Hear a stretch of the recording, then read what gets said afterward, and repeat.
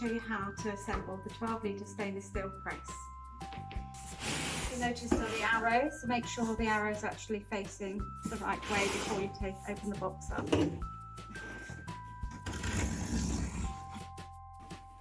Take the actual board off, and inside the box we'll find the press with its legs already on. In the corners of the box you should find your handle and grease. Inside the box you'll find these items here.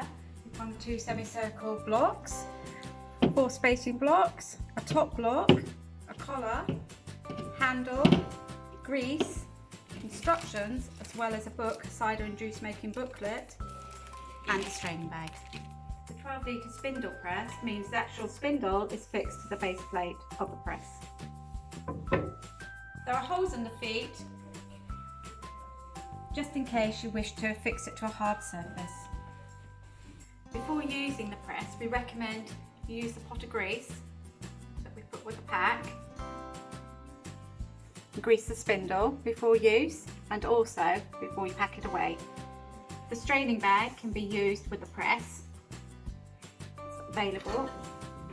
Just slide it over the spindle. Fold it over the cage.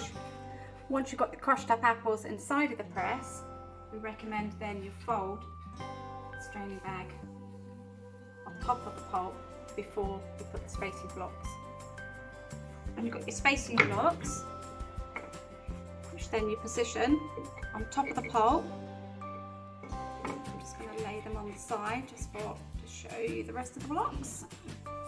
Put more spacing blocks. And your top block. And then the collar. Final step is to use the handle to manoeuvre the blocks on top of the crushed up apples. The 12-litre spindle press, stainless steel, sustainable wood, takes about 11 kilos of crushed up apples, which is going to produce about anything up to about 4 litres of juice. This is very dependent on your crushing method, the season and the variety of your apples. You can achieve 3 to 4 pressings an hour once you get going.